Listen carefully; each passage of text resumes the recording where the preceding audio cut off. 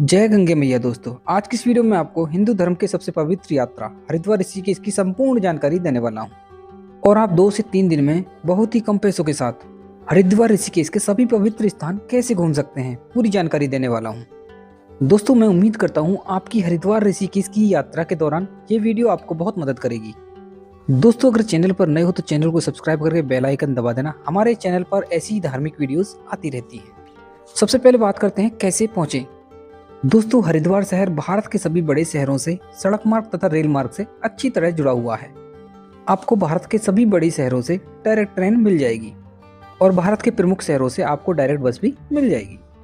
अगर आप फ्लाइट से हरिद्वार आना चाहते हैं तो नज़दीकी एयरपोर्ट देहरादून में जॉली ग्रांट एयरपोर्ट है, जो कि हरिद्वार से लगभग 45 किलोमीटर की दूरी पर स्थित है। एयरपोर्ट से हरिद्वार आने के लिए आपको टैक्सी तथा बस की सुविधा मिल जाती है। अगर आप टैक्सी से एयरपोर्ट से हरिद्वार तक आ रहे हैं तो आपको 1000 से 1200 रुपये खर्च करने होंगे। अगर आप बस से हरिद्वार आना चाहते हैं तो आपको 80 रुपये प्रति व्यक्ति टिकट लेना होगा। इस तरह से आप हरिद्वार पहुंच सकते हैं। अभी आप हरिद्वार पहुंचने के बाद आपके मन में सबसे बड़ा क्वेश्चन ये रहता है कि आपको रुकना कहाँ है। दोस्तों जैसा कि ये यात्रा आपकी 2 से 3 दिन की होगी तो आपको 2 से 3 दिन के लिए कोई होटल लेना होगा, जहाँ पर आप अपना लगेज रख सकें, फ्रेश हो सकें तथा रात्रि में आराम कर सकें। दोस्तों ये हरिद्वार ऋषिकेश की यात्रा को अगर आप अकेले कर रहे हैं तो हरिद्वार में आपके लिए डॉर्मेट्री बेस्ट रहेगी, क्योंकि हरिद्वार में अकेले यात्री को सेपरेट रूम नहीं दिया जाता है। अगर कोई देगा भी तो आपसे अधिक पैसे मांगेगा, इसलिए आपके लिए डॉर्मेट्री बेस्ट रहेगी। हर की पौड़ी मार्केट में शिव विश्राम गृह और लॉज है। 120 रुपये में डॉर्मेट्री के अंदर एक बेड मिल जाएगा। बेड के साथ आपको तकिया, कंबल, बेडशीट तथा कंबाइंड बाथरूम मिल जाता है। अगर आप हरिद्वार ऋषिकेश की इस यात्रा को दोस्तों तथा फैमिली के साथ कर रहे हैं तो आपको हरिद्वार में रुकने के काफ़ी ऑप्शन उपलब्ध हैं। अगर आप हरिद्वार के अंदर फ्री में रुकना चाहते हैं तो आप शांति कुंज जा सकते हैं। शांति कुंज आश्रम के अंदर अगर रूम खाली होगा तो आपको फ्री में दे दिया जाएगा। शांति कुंज आश्रम के अंदर आप 3 दिन तक फ्री में रह सकते हैं तथा इस आश्रम के अंदर फ्री में भोजन की व्यवस्था भी है। ये आश्रम हर की पौड़ी से 4 किलोमीटर की दूरी पर हरिद्वार ऋषिकेश मार्ग पर स्थित है।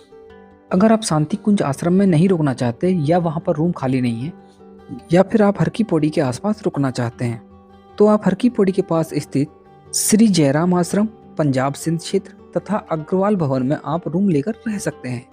यहाँ आपको 500 रुपये में नॉन AC डबल बेडरूम मिल जाएगा।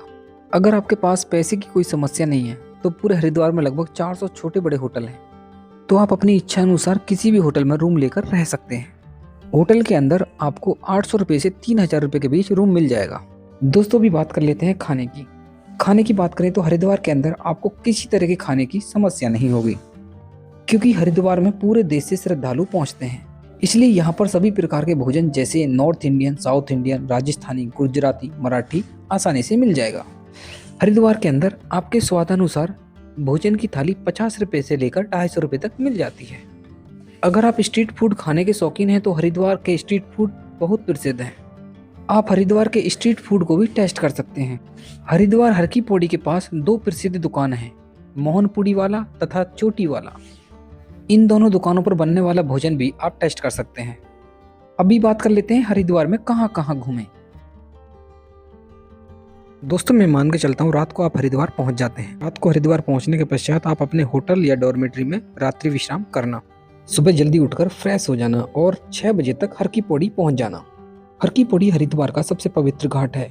जैसे कि आप जानते हैं हरिद्वार में प्रत्येक 12 साल में एक महाकुंभ का आयोजन किया जाता है। महाकुंभ के दौरान शाही स्नान इसी हर की पौड़ी पर आयोजित होता है।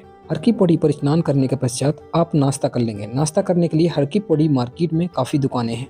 हर की पौड़ी पर 2 प्रसिद्ध दुकान हैं, एक मोहनपुरी वाला, दूसरा है चोटी वाला रेस्टोरेंट। आप उस पर भी जाके ब्रेकफास्ट कर सकते हैं। अभी आप नाश्ता करने के पश्चात हरिद्वार के 2 प्रसिद्ध मंदिर चंडी देवी और मनसा देवी के दर्शन के लिए जा सकते हैं। मनसा देवी और चंडी देवी मंदिर हरिद्वार की 2 अलग अलग पहाड़ी पर स्थित हैं। इस यात्रा को करने के लिए आपके पास 2 ऑप्शन हैं। आप रोपवे या उड़न खटोला से इस यात्रा को पूरा कर सकते हैं या फिर आप पैदल इस यात्रा को पूरा कर सकते हैं। दोस्तों इस वीडियो में आपको यात्रा से संबंधित पूरी जानकारी देने वाला हूँ। वीडियो आपको अच्छी लगे तो वीडियो को लाइक करना, कमेंट में जय गंगे मैया जरूर लिखते रहें। जब आप हर की पौड़ी से निकलने के बाद अपर रोड से हर की पौड़ी की मुख्य मार्केट से होते हुए बस स्टैंड या रेलवे स्टेशन जाते हैं, हर की पौड़ी से 500 मीटर की दूरी पर इसी रास्ते में सीधे हाथ पर एक रास्ता पड़ता है जो कि मनसा देवी का पैदल मार्ग है। इस पैदल मार्ग से भी आप मनसा देवी की पवित्र यात्रा पूरी कर सकते हैं। इस मार्ग में 800 से 1000 सीढ़ियां हैं। इसी मार्ग में 200 मीटर आगे जाने के बाद एक दूसरा गेट पड़ता है। इस गेट से जैसे ही आप अंदर जाएंगे तो आप रोपवे स्टेशन या उड़न खटोला स्टेशन पर पहुंच जाएंगे। मैं आपको सजेस्ट करता हूं, हरिद्वार ऋषिकेश की ये यात्रा आपको 2 दिन में पूरा करना है तो आप चंडी देवी और मनसा देवी की इस यात्रा को रोपवे या उड़न खटोले से पूरा कर सकते हैं। रोपवे या उड़न खटोले से यात्रा करने से आपको थकान भी नहीं होगी और आपका समय भी बच जाएगा। अगर इसकी टिकट की बात करें तो मनसा देवी का आना जाना 129 और चंडी देवी का आने जाने का किराया 220 रुपये है। मनसा देवी तथा चंडी देवी जाने के लिए कंबाइंड टिकट की भी व्यवस्था है। ये टिकट आपको 349 रुपये का पड़ेगा, जिसमें मनसा देवी स्टेशन से चंडी देवी रोपवे स्टेशन तक का ट्रांसपोर्ट इंक्लूड होता है। इस कंबाइंड टिकट की वैलिडिटी 3 दिन होती है। अगर आप मनसा देवी दर्शन करने के पश्चात 2 दिन बाद चंडी देवी के दर्शन करने के लिए जाते हैं तो ये टिकट मान्य होगा। इन दोनों रोपवे स्टेशन पर वन वे टिकट की भी सुविधा उपलब्ध है। मनसा देवी का वन वे टिकट 100 रुपये तथा चंडी देवी का वन वे टिकट 150 रुपये है। अभी हम रोपवे की सहायता से मनसा देवी मंदिर पहुंच जाते हैं। उड़न खटोला का ये सफर काफी रोमांचक होता है। मनसा देवी मंदिर परिसर में काफी प्रसाद की दुकानें हैं। मनसा देवी मंदिर सुबह 5 बजे से रात्रि 8:30 बजे तक श्रद्धालुओं के लिए खुला रहता है। मनसा देवी का मतलब है वह देवी जो मन की इच्छा पूरी करती हो। भारत के कई स्थान पर मनसा देवी को विष कन्या के रूप में भी पूजते हैं। मनसा देवी मंदिर में दर्शन करने के पश्चात मंदिर के पास में ही स्थित पेड़ पर मनोकामना का धागा बांधा जाता है। ऐसा माना जाता है इस पेड़ पर मनोकामना का धागा बांधने से सभी मनोकामनाएं पूर्ण होती हैं। मनोकामना पूर्ण होने के पश्चात मंदिर में दोबारा से आकर इस धागे को खोलना भी जरूरी माना जाता है।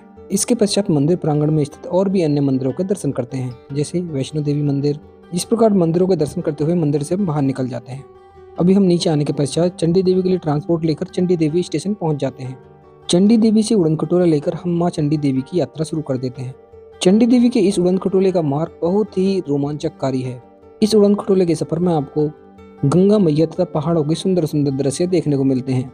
अगर आप ये यात्रा मानसून में कर रहे हैं तो आप सुंदर सुंदर बड़े बड़े झरने भी देखने को मिलेंगे। तो अभी हम चंडी देवी मंदिर पर पहुंच जाते हैं। चंडी देवी मंदिर के बाहर काफी प्रसाद की दुकान है। आप प्रसाद ले सकते हैं तथा इन्हीं प्रसाद की दुकानों पर अपने जूते चप्पल निकाल सकते हैं। चंडी देवी मंदिर में सावन तथा नवरात्रियों में काफी भीड़ देखने को मिलती है। चंडी देवी मंदिर सुबह 5 बजे से रात्रि 8:30 बजे तक श्रद्धालुओं के लिए खुला रहता है। इस मंदिर में माँ दुर्गा चंडी रूप में विराजमान है। माता चंडी के दर्शन करने के पश्चात मंदिर प्रांगण में ही काफी प्रसाद तथा पूजा सामग्री की दुकानें हैं।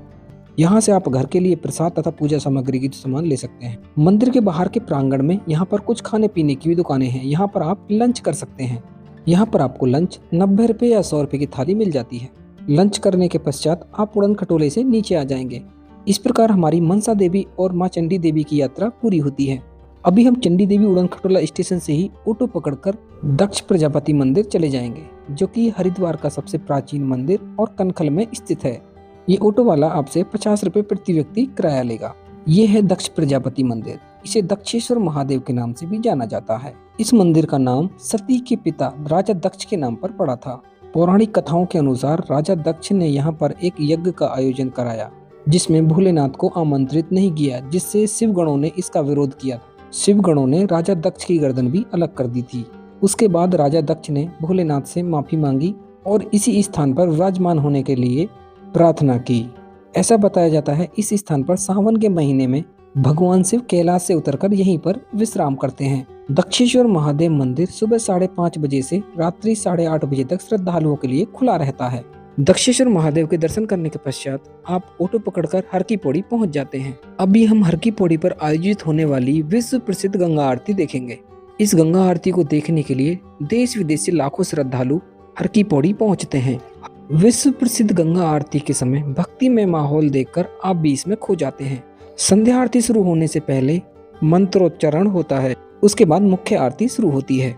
आरती खत्म होने के पश्चात आप हर की पौड़ी की मुख्य मार्केट में घूम सकते हैं तथा अपने लिए खरीदारी कर सकते हैं। अगर आपका हरिद्वार में 2 दिन घूमने का प्लान है तो आप अगले दिन शांति कुंज जा सकते हैं, सप्त सरोवर घूम सकते हैं, पारद शिवलिंग देख सकते हैं, सप्त सरोवर रोड पर स्थित विभिन्न मंदिरों को भी देख सकते हैं, जैसे भारत माता मंदिर, वैष्णो देवी मंदिर, पावन धाम आदि। अभी आप रात्रि भोजन करने के पश्चात आप अपने होटल तथा डॉर्मेट्री में चले जाएंगे। सुबह जल्दी उठ जाएंगे। उठने के पश्चात एक प्लानिंग करेंगे। आपको दिन में ऋषिकेश घूमकर हरिद्वार वापस आना है तो अपना पूरा सामान इसी होटल में छोड़कर चले जाएंगे। अगर आपको ऋषिकेश में ही घूमने के पश्चात ऋषिकेश में ही रात्रि विश्राम करना है पूरा लगेज साथ में ऋषिकेश लेकर चले जाएंगे। ऋषिकेश जाने के लिए आपको बस स्टैंड तथा हर की पौड़ी से ऑटो मिल जाएगा, जो कि आपको रामझूला उतार देगा। ऑटो वाला आपसे 80 रुपये प्रति सवारी किराया लेगा। ऋषिकेश में रामझूला के आसपास आपको काफी डॉर्मेट्री, रूम्स, आश्रम मिल जाएंगे, जहां पर आप रूम लेकर अपना पूरा लगेज उसमें रख देंगे। अभी आप अपने रूम से गंगा स्नान के लिए गीता भवन या परमार्थ निकेतन घाट पर पहुंच जाएंगे। वैसे तो ऋषिकेश के अंदर काफी घाट बने हैं, आप अपनी इच्छा अनुसार किसी भी घाट पर स्नान कर सकते हैं। हम स्नान करने के पश्चात ऋषिकेश की मार्केट में ही ब्रेकफास्ट कर लेंगे। यहाँ पर नाश्ते की काफी दुकानें हैं। नाश्ता करने के पश्चात हम चले जाएंगे भूतनाथ मंदिर। भूतनाथ मंदिर रामझूला से लगभग 1 किलोमीटर की दूरी पर स्थित है। बहुमंजिला बना भूतनाथ मंदिर एक प्राचीन मंदिर है। पौराणिक कथाओं के अनुसार भोलेनाथ की बारात में शामिल सभी देवगण, भूत और जानवरों ने इसी मंदिर में एक रात बिताई थी। इस मंदिर के अंदर भोलेनाथ के दिव्य दर्शन होते हैं और मंदिर के ऊपर से देखने पर पहाड़ों तथा पूरे ऋषिकेश के मनमोहक दृश्य दिखाई देते हैं। भूतनाथ मंदिर में भोलेनाथ के दर्शन करने के पश्चात हम पैदल ही गीता भवन आश्रम चले जाएंगे, जो कि भूतनाथ मंदिर से 800 मीटर की दूरी पर स्थित है। गीता भवन आश्रम एक अलौकिक आश्रम है। गीता भवन की सभी दीवारों तथा घाट की सभी दीवारों पर रामायण तथा महाभारत लिखी है। गीता भवन आश्रम के अंदर आपको एक अलग ही शांति महसूस होगी। इस आश्रम के मध्य में एक मंदिर है, जहाँ पर हमेशा भजन कीर्तन चलते रहते हैं। ऋषिकेश के इस आश्रम में फ्री में रहने की व्यवस्था भी हो जाती है। आप ऋषिकेश पहुंचने के बाद सबसे पहले इसमें ही पता कर सकते हैं। गीता भवन आश्रम घूमने के पश्चात इसके पास में ही स्थित परमार्थ निकेतन आश्रम चले जाएंगे। परमार्थ निकेतन आश्रम ऋषिकेश का सबसे बड़ा, सबसे सुंदर और पहाड़ों की गोद में बसा सबसे अच्छा आश्रम है। इस आश्रम में श्रद्धालुओं के रुकने के लिए 1000 कमरे उपलब्ध हैं। देश विदेश से आने वाले ज्यादातर श्रद्धालु इसी आश्रम में आकर रुकते हैं। इस आश्रम में होने वाली दिनचर्या ही इस आश्रम को सबसे अलग बनाती है। इस आश्रम की दिनचर्या में योगा क्लासेस, सुबह की गंगा आरती, भजन कीर्तन, सत्संग और ऋषिकेश की प्रसिद्ध संध्या गंगा आरती। इस आश्रम के अंदर बहुत ही सुंदर सुंदर गार्डन बने हुए हैं। इन सभी गार्डन के अंदर अच्छी अच्छी प्रतिमाएं बनी हुई हैं। परमार्थ निकेतन आश्रम बाहर से आए हुए श्रद्धालुओं के लिए सुबह 6 बजे से रात्रि 9 बजे तक खुला रहता है। इस आश्रम में घूमने के लिए आपको तकरीबन 1 घंटे का समय लग जाएगा। परमार्थ निकेतन आश्रम में एक साफ सुथरी कैंटीन है, जहाँ पर आप लंच कर सकते हैं। इस कैंटीन का खाना बहुत ही स्वादिष्ट होता है तथा आपको 80 रुपये में एक प्लेट मिल जाती है।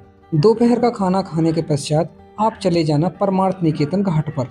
ये घाट परमार्थ निकेतन आश्रम का प्राइवेट घाट है।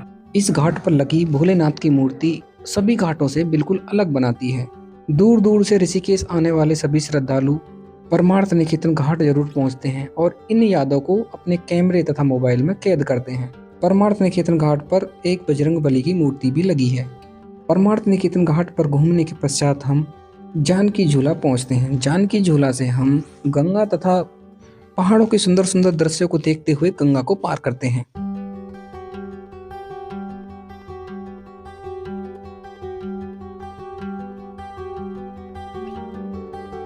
गंगा पार करने के बाद ऑटो पकड़कर हम सीधे चले जाते हैं भरत मंदिर, जो कि जानकी झूला से 2 किलोमीटर की दूरी पर स्थित है। भरत मंदिर ऋषिकेश का सबसे प्राचीन मंदिर है।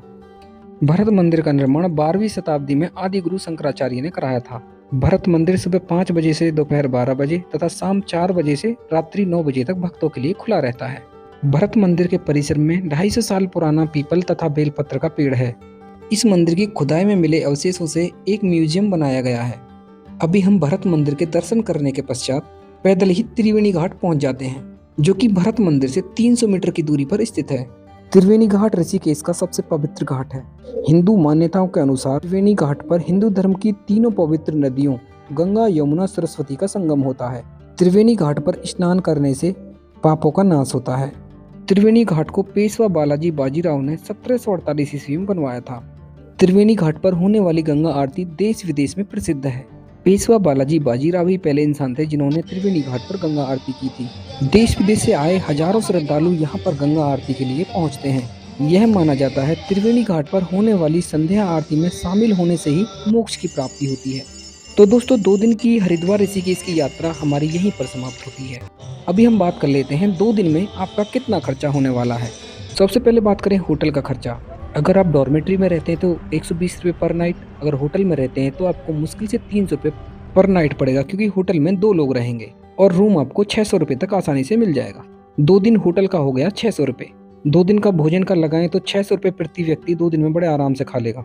रोपवे तथा ऑटो का खर्चा लगाएं तो लगभग 600 रुपये इसका हो जाता है, क्योंकि 349 रोपवे का हो जाता है और 250 रुपये ऑटो का मान लो इधर से उधर, तो टोटल होता है 1800 रुपये। इस प्रकार 1800 रुपये में आप हरिद्वार ऋषिकेश की 2 दिन की पूर्ण यात्रा कर सकते हैं। दोस्तों, वीडियो इन्फॉर्मेटिव लगा हो तो वीडियो को लाइक करें, शेयर करें और हरिद्वार ऋषिकेश की ऐसी वीडियोस देखने के लिए चैनल को सब्सक्राइब करके बेल आइकन दबा दें।